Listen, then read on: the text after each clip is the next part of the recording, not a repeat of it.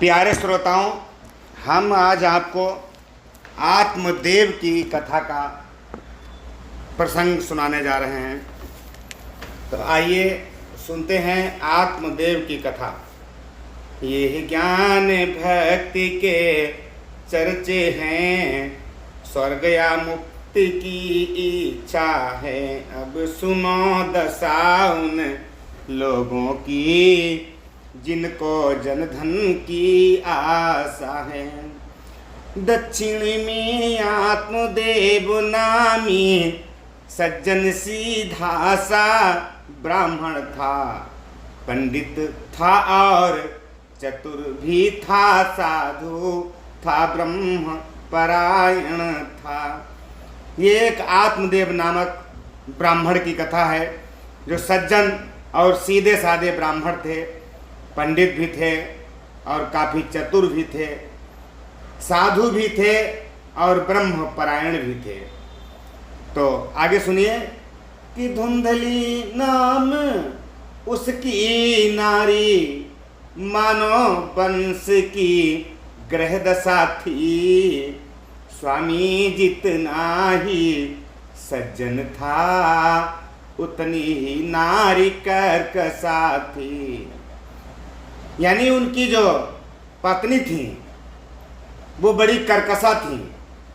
बेचारे आत्मदेव ब्राह्मण बड़े सीधे साधे ब्राह्मण थे, फिर भी हरि इच्छा समझ प्रिय, फिर भी हरि इच्छा समझ विप्र व्याधि को न्यारा करते थे। सब सुख दुख सहते जाते थे, शांति से गुजारा करते थे। गालियां सुनी अपमान सहे, तो भी वह छोर न छोड़ा था। बंधुओं इसी में समझ रखो, वह केर बेर का जोड़ा था। पहले तो थे विप्रवर नारी से हैरान, वहाँ दैव संयोग से हुई न थी संतान। चांदी सोना धेनु धन था जो कुछ भी पास, दे डाला सब दान में, किंतु न पूजी आस। प्रिय श्रोताओं, आत्मदेव ब्राह्मण ने गालियां सुनी, अपमान सहे, लेकिन धैर्य नहीं छोड़ा।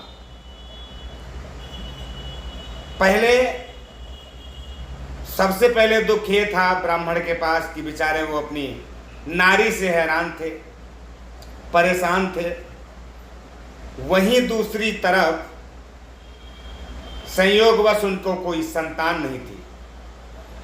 चांदी सोना जो कुछ भी था उनके पास सब दान में दे डाला, परंतु संतान नहीं हुई। तो क्या हुआ?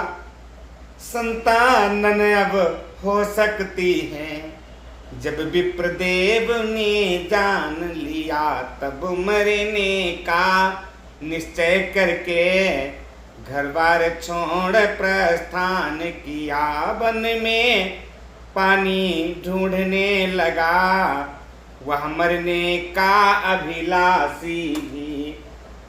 हरि इच्छा से घाट पर वहीं आ गया एक सन्यासी भी। बंधुओं, वन में पानी ढूंढने लगे ब्राह्मण आत्मदेव महाराज, मरने की अभिलाषा करके चलते चले जा रहे हैं। हर इच्छा भगवान की माया थी। वहीं घाट पर एक सन्यासी भी आ गए। और सन्यासी क्या कहते हैं ब्राह्मण आत्मदेव से? वह बोला, कहाँ भटकते हो, क्या इच्छा तुमको लाई है। द्विजराज तुम्हारे चेहरे पर प्रत्यक्ष निराशा छाई है। ब्राह्मण बोला, क्या कहूँ अपनी व्यथा कराल, करे न प्रभु मेरी तरह दुश्मन का भी हाल। जीवन की सांस चुक रही है, मौत भी सामने झूली है। जीवन की डाली सूख चली, पर जीवन आस न फूली है।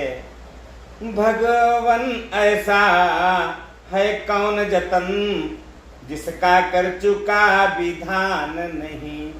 सब दान किए सब पुण्य किए, पर हुई एक संतान नहीं। भाभी का ऐसा चक्कर है, यह भाग्य कहीं भी जगह नहीं। गाँव के भी बछड़ा हुआ नहीं, बिरवे में भी फल लगा नहीं। सुनता हूँ जो पापी अपने जीवन में पुत्र न पाते हैं, वे स्वयं नरक में जाते हैं, पुरखों को भी ले जाते हैं।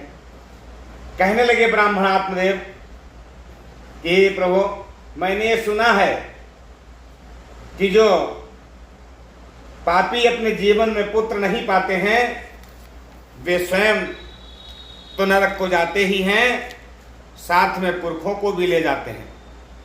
ऐसी सूरत में प्रभु ही पर अब धरना अच्छा है, अथवा निराश हो जाने पर जीने से मरना अच्छा है। आया हूं इस जगह पर नाथ मरण ही ठान, छोड़ दिया संतान पर प्राणों का भी ध्यान। सन्यासी महाराज क्या कहते हैं कि सन्यासी बोला कितने, कि सन्यासी बोला महाराज, किसने भ्रम में भटकाया है। उधार और स्वर्ग का द्वार, बेटा किसने बतलाया है। यहाँ हमने माना पिंडदान, कुछ शांति वहाँ पहुँचाते हैं, लेकिन ये बात असंभव है, वह हमें स्वर्ग ले जाते हैं। सन्यासी महाराज ब्राह्मण देवता से कहते हैं कि हे महाराज, आपको किसने भटका दिया है? ये किसने आपको बतला दिया कि उद्धार और स्वर्ग का द्वार केवल बेटा ही हो सकता है? हाँ, ये मानते हैं कि पिंडदान कुछ शांति पहुंचाते हैं, लेकिन ये भी बात बिल्कुल असंभव है कि वो हमें स्वर्ग लेकर जाते हैं। ऐसा नहीं है। कहते हैं सन्यासी महाराज कि ये तो कर्मों की खेती है, जो बोएगा सो पाएगा। कर्मों से मुक्ति दिलाने में बेटा क्या हाथ लगाएगा। कर्मों का बोझ उठाने में बेगार से काम नहीं चलता। दिजवर यह भ्रम है, धोखा है, बेटों से नाम नहीं चलता। मेरे विचार में तो संतति उल्टा प्रभाव दिखलाती है, उल्टा प्रभाव दिखलाती है। उसकी माया ममता हमको नरक की ओर ले जाती है। पुत्र के भरण पोषण में हम पेट भी न भरने पाते हैं। उसकी ममता में फंसने से हरि भजन न करने पाते हैं। दैवात कुपूत हुआ पैदा तो उल्टा पीछे पड़ता है। वह लोक बने या बिगड़ जाए, पहले यह लोक बिगड़ता है। कहते हैं सन्यासी महाराज कि हे ब्राह्मण देवता, पुत्र की जो ममता है ना, वो हमें उल्टे नरक की ओर लेकर के जाती है। पुत्र के भरण पोषण की वजह से हम खुद अपना पेट नहीं भर पाते हैं। कहते हैं ये अपने लिए लाए हैं, चलिए बेटा को खिला दीजिए। इसी भ्रम में, इसी माया मोह में उसकी जिंदगी जो है ना, वो बड़ी मुश्किल से गुजरती है। इसके अलावा संतान की जो ममता होती है, उस ममता में फंस करके हम हरि भजन भी ठीक से नहीं कर पाते हैं। माना कभी पुत्र पैदा भी हो गया और वो कुपूत निकल गया तो उल्टा पीछे पड़ जाता है। ब्राह्मण देवता वो वाला लोक बने या फिर बिगड़ जाए, पहले ये लोक बिगड़ता है। पता चला भैया लड़का जेल चला गया, माँ बाप ऐसे मर गए, या लड़के ने कोई गलत काम कर दिया, फरार हो गया, हवालात में बाप पड़ा हुआ है। तो इसलिए जरूरी नहीं है कि स्वर्ग का द्वारा बेटा ही हो। देन किसी माँ बाप को कुल कुपूत के हाथ, द्विजवर ममता छोड़कर जपो जानकी नाथ। द्विज बोला संतान का है भूत सवार, दया धाम हम दीन को समझाना बेकार। सन्यासी महाराज ब्राह्मण देवता से कहते हैं कि ममता को माया को छोड़कर आप जानकी नाथ का नाम जपिए। लेकिन ब्राह्मण देवता कहते हैं कि हे सन्यासी महाराज, मुझे अब संतान का भूत सवार है, इसलिए इस दीन को आप समझाना बेकार है। कह रहे हैं ब्राह्मण देवता कि इस लिए न माथा, अरे बचाओ प्रभु ये समझा कर भव जाल हमें हे उदार दे सकते हो तो दो गोदी का लाल हमें। फल दिया उसे सन्यासी ने नारी के लिए खिलाने को, पर वह पापिन तैयार न थी संतति के कष्ट उठाने को। सन्यासी महाराज से ब्राह्मण देवता ने कहा कि हे महाराज, आप मुझे मत समझाइए, अगर जो आप दे सकते हो तो एक गोदी का लाल हमें दे दो, इसी में आपकी महान कृपा होगी मेरे ऊपर। तो प्यारे श्रोताओं, सन्यासी महाराज ने ब्राह्मण देवता को एक फल दिया अपनी नारी को खिलाने के लिए, लेकिन ब्राह्मण देवता की जो धर्मपत्नी थी वो फल खाने के लिए तैयार नहीं हुई, क्योंकि वो संतत के कष्ट उठाना ही नहीं चाहती थी। तो क्या होता है, ब्राह्मण की जो पत्नी है वो क्या कह रही है, कर रही हैं कि बोली अपनी बहन से, बहन बचा ले प्राण, ये फल आया है मुझे निश्चय काल समान। फल खाने से रह गया गर्भ तो केली गर्भ गिर जाएगा। हे बहन महल में पड़े पड़े ये माटी कौन सड़ाएगा।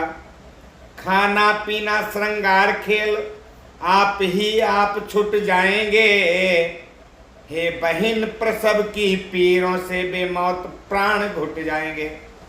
ब्राह्मण देवता की जो पत्नी थी वो फल खाने के लिए तैयार नहीं थी, अपनी बहन से कहने लगी कि हे बहन, इस दलदल से मुझे बचा लीजिए, क्योंकि मैं संतत के कष्ट उठाना नहीं चाहती हूं।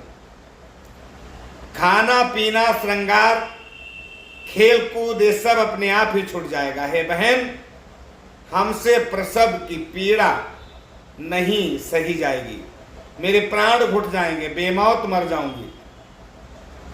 फिर पैदा भी संतान हुई तो जीवन भर को भार हुआ, अपनी सुख घड़ियां छूट गईं, दूसरा साहू तैयार हुआ।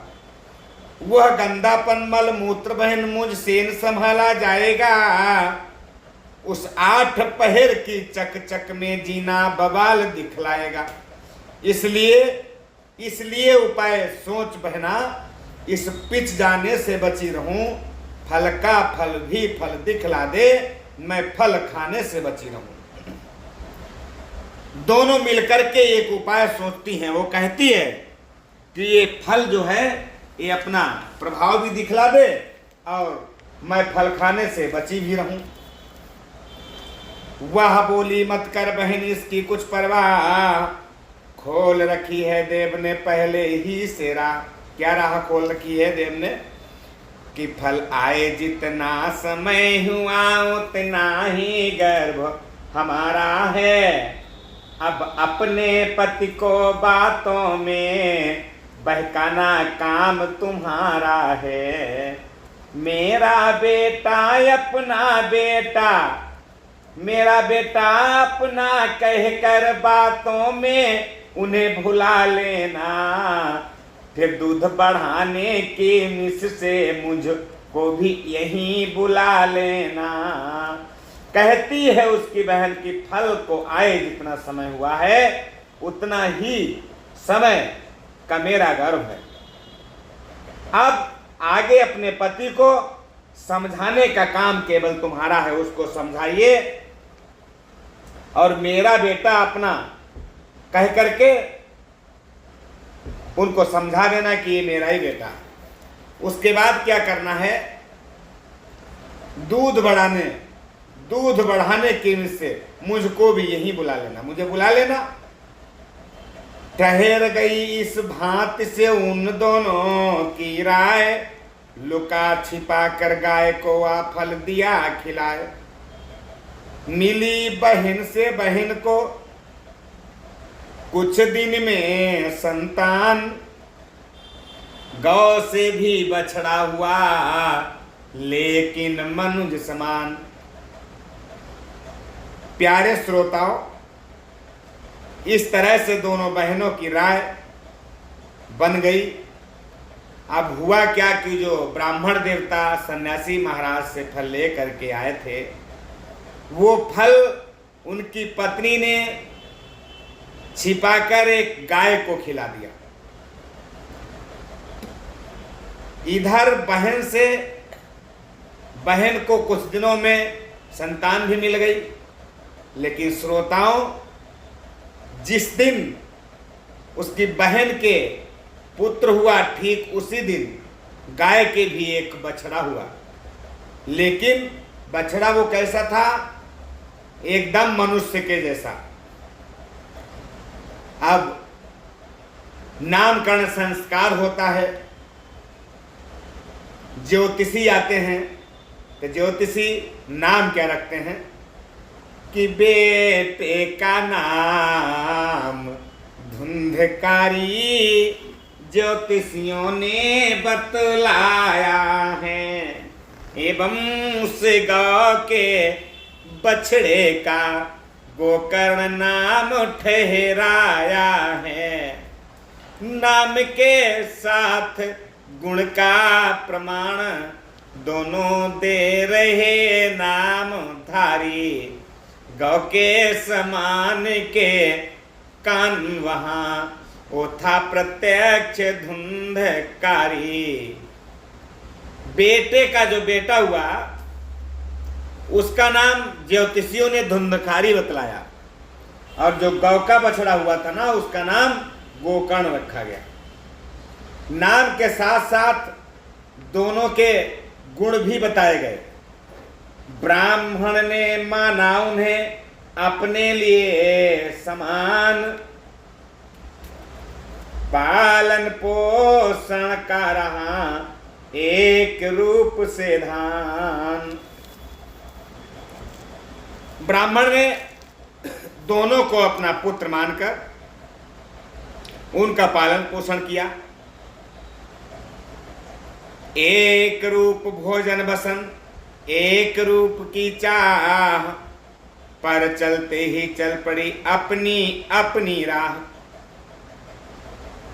तो आइए श्रोताओं सुनते हैं कि गोकर्ण और धुंधकारी की दैनिक दिनचर्या क्या थी।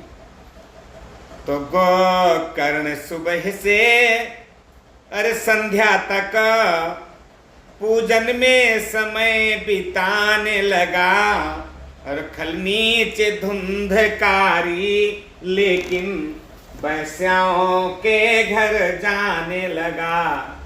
गोकर्ण जहां पर जाता है छा जाता है जयकार वहां, पर धुंधक की धांधलियों से मचता है हाहाकार वहां। डंडों से माँ की पूजा की, लातों से गुरु सत्कार किया, घर में जो कुछ जर जेवर था वह सारा बंटा ढार किया।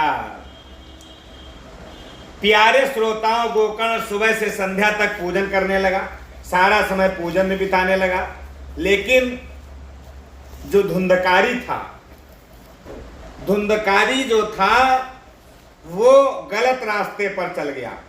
वो वैश्याओं के घर जाने लगा, वैश्याओं का साथ करने लगा। गोकर्ण इधर जो था, जहां पर जाता था वहां पर हाहाकार जय जयकार छा जाता था, लेकिन जब धुंधकारी जिस जगह से निकल जाता था तो लोगों में हाहाकार मचता था। प्यारे श्रोताओं, धुंधकारी ने डंडों से अपनी मां की पूजा की और गुरु का सत्कार लातों से किया।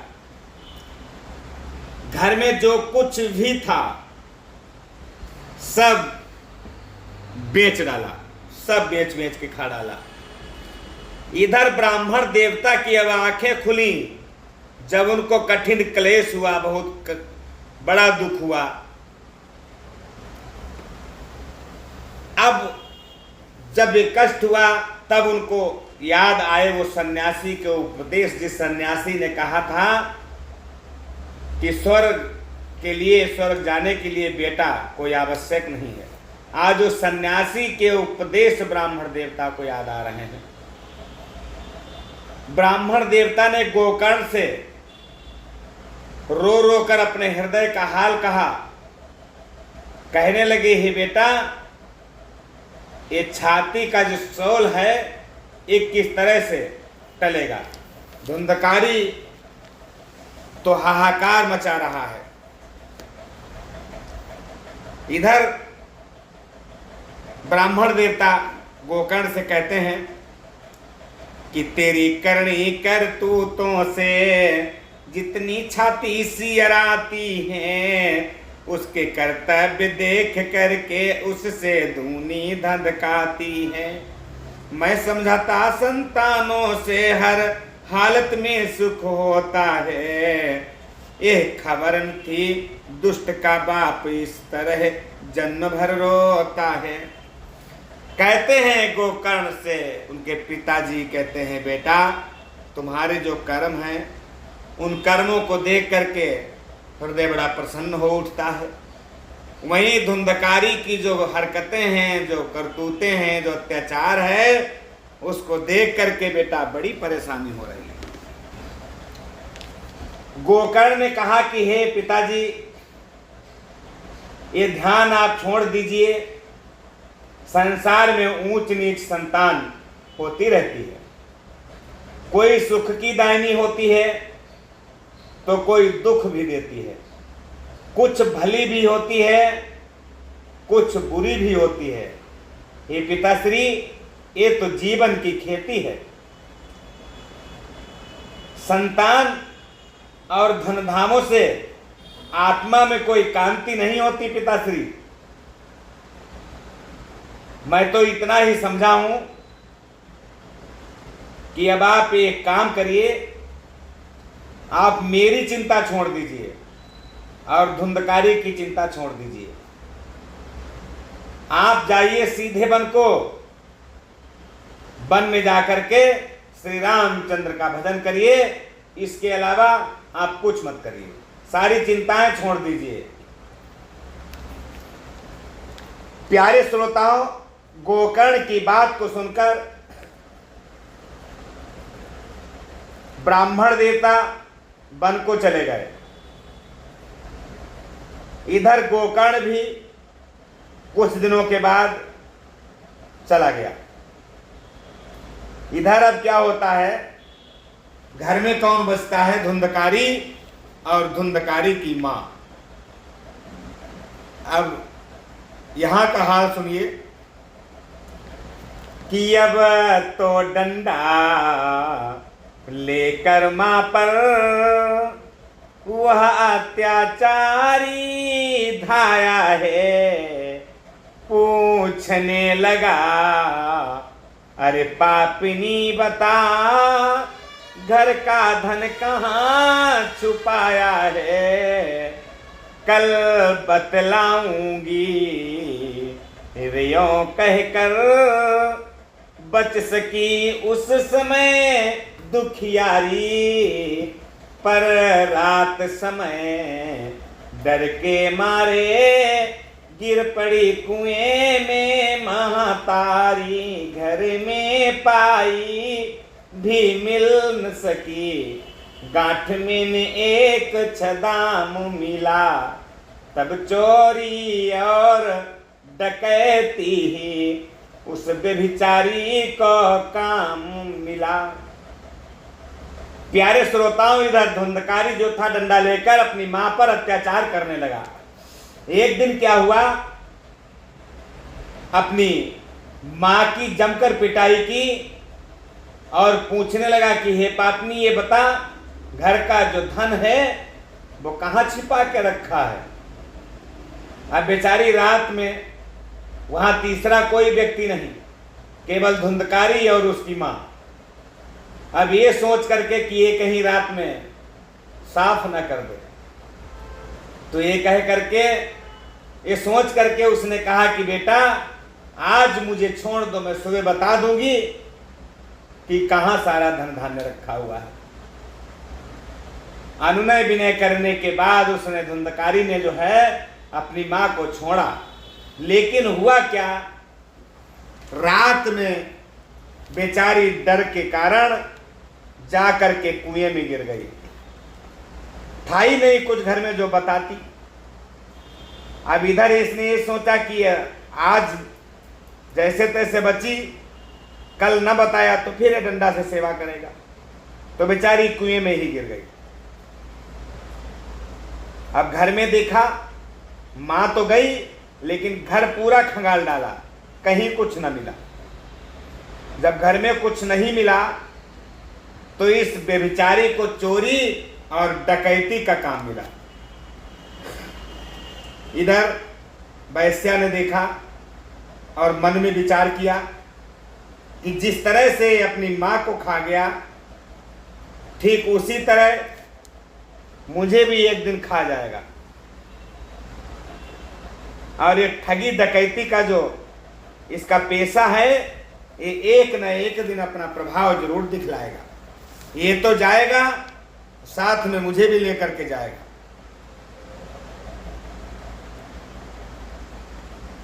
प्यारे श्रोताओं, उस वैश्य ने रात ही में उसका काम तमाम कर दिया, मार दिया मार दिया धुंधकारी को।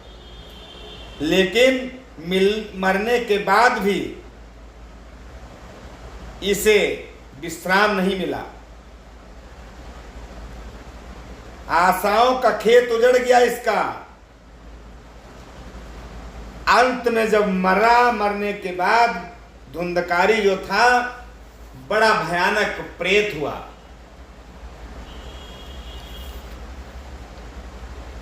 उनकी यूं ही दुर्गति होगी जिनको प्यारी वैश्या होगी। जो सगे बाप की सगी नहीं वो किसी और की क्या होगी। धन और धर्म बल और तेजी इसमें बेकार गंवाओ ना। जो अपना भला चाहते हो तो वैश्या के घर जाओ ना। मिला वहां गोकर्ण को किसी तरह संवाद, भाई के नाते हुआ उसको अधिक विषाद। श्रोताओं, गोकर्ण को खबर मिली कि हमारा भाई धुंधकारी मर चुका है। दुख हुआ, पिंडदान कराया गोकर्ण ने, लेकिन उसका पाप नहीं छूटा। काफी प्रयत्न किए गोकर्ण ने, लेकिन उसको कहीं संतोष नहीं मिला, उसकी आत्मा भटकने लगी। गोकर्ण चला घर के लिए। जैसे ही घर के लिए चला, उसी समय धुंधकारी जो था वो उससे भाई का प्रेम दिखाने लगा। सूकर, भैंसा, घोड़ा, बकरा, कहीं सूकर बने, कहीं भैंसा बने, कहीं घोड़ा बने, कहीं बकरा बने, अलग अलग भेष रख करके और गोकर्ण के सामने आने लगा। पूछताछ की बंधु ने बहुत लगाई घात, पर वो रोने के सिवा कर न सका कुछ बात। गोकर्ण ने बहुत यत्न किए, बहुत बड़े प्रयत्न किए, लेकिन वो कुछ बता नहीं सका। केवल रोने के सिवा उसके पास कोई दूसरा काम नहीं। तो इधर गोकर्ण ने कुछ मंत्रों का प्रयोग किया। मंत्रों का प्रयोग करके पूछा, ये तुम्हारी दशा क्या है? तब वो रोकर उसने जवाब दिया कि हे भाई, ये पापी अब तुम्हारी शरण में है कि मेरी काली करतूतों ने इस हालत पर पहुंचाया है। भाई वैश्या की संगति ने भाई को भूत बनाया है। सांसारिक सूक्ष्म यातनाएं मुझको दिन रात जलाती हैं। बेजीवन की सुखमय घड़ियां सपने समान दिखलाती हैं। यह पंच तत्व ही शत्रु हुए, दुनिया है कारागार मुझे। ये कपट योनियां चोले हैं, वायु मात्र आहार मुझे। ये हालत सुन गोकर्ण हुआ बहुत हैरान, बोला तेरे नाम पर किए बहुत व्रतदान। गंगा गोकर्ण प्रयाग गया शुभ, श्राद्ध दान कर आया हूँ संसार सिद्ध। हो गया तीर्थ उस जगह पिंड धर आया हूँ। इतने क्षेत्रों का दानों का होगा प्रभाव बेकार नहीं। अचरज है इतना यत्न किया, हो सका मगर उद्धार नहीं। धुंधुक ने रो कर कहा करो लाख व्रतदान, लेकिन मिट सकता नहीं नर का कर्म प्रधान। आज धुंधकारी की आंखें खुली हैं। पाप करने के बाद जब प्रेत हुआ उसके बाद इसकी आंखें खुली हैं। गोकर्ण से कह रहा है कि कितना भी कुछ करो, लाख व्रतदान करो, लेकिन कर्मों का जो कर्म प्रधान है ना, नर का जो कर्म प्रधान है कि कर्म प्रधान विश्व करी राखा। जो जैसे की नस तस फल चाखा। जो जैसा करेगा वैसा उसको भुगतना ही पड़ेगा। लाओ तिल भर खाओ सिल भर, तो घर में अन्न जुड़ता है। तंत्रों से व्याधि न टलती है, फूंक से पहाड़ न उड़ता है। मेरे उन घोर कुकर्मों को हर सकते हैं व्रतदान नहीं। नाथ की न्यायशाला है वहाँ, कुछ रिश्वत की दुकान नहीं। अब कह रहा है कि अगर जो तिलभर लाओगे और सिलभर खाओगे तो कैसे घर में कैसे अन्न जुड़ेगा। तंत्रों से हे भाई व्याध नहीं टलती है और कभी फूंक से पहाड़ नहीं उड़ता। मेरे उन घोर कुकर्मों को ये व्रतदान नहीं दूर कर सकते हैं। हे भाई, ये प्रभु की न्यायशाला है, ये कोई रिश्वत की दुकान नहीं है कि रिश्वत दे दी और बला टल गई। मैंने परिवार विनाश किया, अब तुम उद्धार करो भैया। भैया का भैया डूब रहा, ये नैया पार करो भैया। अन्यथा पार करने वाला एक भी देव बलवान नहीं। इतने ही में बस समझ रखो, विश्व में मुझे स्थान नहीं। श्रोताओं, उसी समय गोकर्ण ने सूर्यदेव का ध्यान किया। मंत्र प्रयोग से भगवान सूर्यदेव प्रकट हुए। बोले कि हे बेटा, जिस चिंता में तू इतनी अपनी जान लड़ाता है, उसके मोक्ष के लिए मुझे कोई साधन नजर नहीं आ रहा। ऐसा कोई व्रत नेम नहीं है जो इस पापी के पाप दूर कर दे। सूर्यदेव कहते हैं कि हे पुत्र, एक चीज है, भागवत ग्रंथ एक ऐसा ग्रंथ है जो इसे पार करके अवश्य ले जाएगा। अगर इसकी मुक्ति चाहते हो तो तुम श्रीमद् भागवत का सप्ताह विधान करो, परमेश्वर का गुणगान करके, और इसका उद्धार करो। यों कहकर गमनित हुए श्री दिनकर भगवान, रचा वहीं गोकर्ण ने शुभ सप्ताह विधान। प्यारे श्रोताओं, सूर्यदेव के बताने के अनुसार गोकर्ण ने भागवत सप्ताह विधान की तैयारी कर दी। तो एक 7 गांठ के लाठे पर उस भाई को स्थान दिया। फिर वैदिक विधि से यथा समय सब वेदों का, सब देवों का आह्वान किया। गोकर्ण ने एक बांस मंगाया, बांस जिसमें 7 गांठी थी, और उसको गड़ा दिया। उस 7 गांठी के बांस पर अपने भाई धुंधकारी को स्थान दिया। वैदिक विधि विधान से सारे देवताओं का गोकर्ण ने आवाहन किया और भागवत का सप्ताह विधान शुरू कर दिया। तो एक एक ही रोज की अरे गाथा में एक पोढ़ बांस की टूट गई, या यों कहिए उतने ही में एक गांठ कर्म की छूट गई।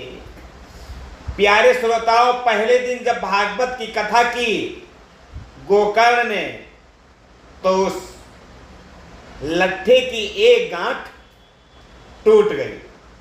एक गांठ मतलब उसकी एक पाप की गांठ टूटी। विधि पूर्वक जब 7वें रोज पूरा सप्ताह विधान हुआ तो 7 गांठें टूट गईं, उस पापी का निर्वाण हुआ।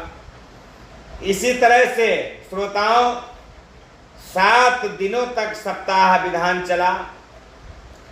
पहले दिन पहली, दूसरे दिन दूसरी, तीसरे दिन तीसरी, चौथे दिन चौथी, 5वें दिन 5वीं, और 6वें दिन 6ठी, और 7वें दिन 7वीं गांठ टूट गई। इस तरह से 7 गांठें जब टूट गईं तो उसके भाई धुंधकारी का निर्वाण हो गया। आया विमान तत्काल, वहां सुरमंडल ने गुणगान किया। धुंधुक ने विष्णु रूप पाकर वैकुंठ धाम प्रस्थान किया। उसी समय जब इसकी मुक्ति हो गई तो एक विमान आता है और धुंधकारी जो था विष्णु लोक को चला जाता है। तो सब दर्शक चकित थकित होकर यह अद्भुत दृश्य निहार उठे, लेकिन उनमें से कितने ही यह है अन्याय पुकार उठे। देखिए, इसका जब निर्वाण हो गया उसके बाद भी कुछ खलल हुआ। जब इसका उद्धार हो गया तो यह अद्भुत दृश्य देख करके बड़े लोग चकित और थकित हो गए।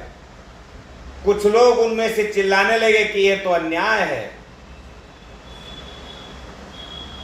क्या अन्याय है कि हमने और धुंधकारी ने एक साथ ही कथा का श्रवण किया, लेकिन प्रभु ने हमें छोड़ दिया और उसका उद्धार कर दिया। क्यों?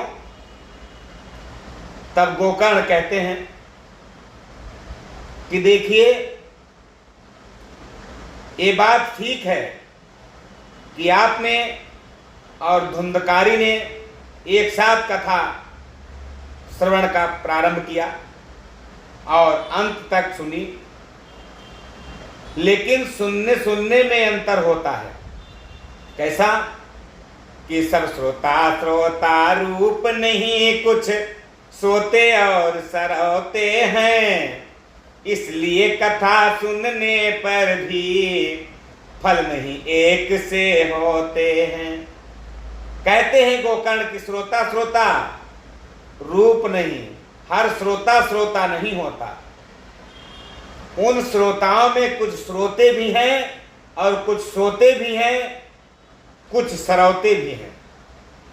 श्रोता जानते हैं सुनने वाला, सोते जानते हैं जो सो गया कथा में, सरौते जानते हैं कथा सुनी समझ में ही नहीं आई क्या सुनाया क्या नहीं सुनाया, सरौते की तरह कुतर के डाल दिए, सरौता सुपारी कुतर देता है उस तरह से। तो इसलिए कुछ सोते और सरौते हैं, इसलिए कथा सुनने पर भी फल नहीं एक से होते हैं। इसलिए कथा सुनने पर एक से फल मिले ये कोई आवश्यक नहीं है। अपना अपना भाव है, अपना अपना ध्यान, जितना जिसका प्रेम है उतना ही कल्याण, कल्याण भी उतना ही होगा जितना आपका भगवान में प्रेम होगा।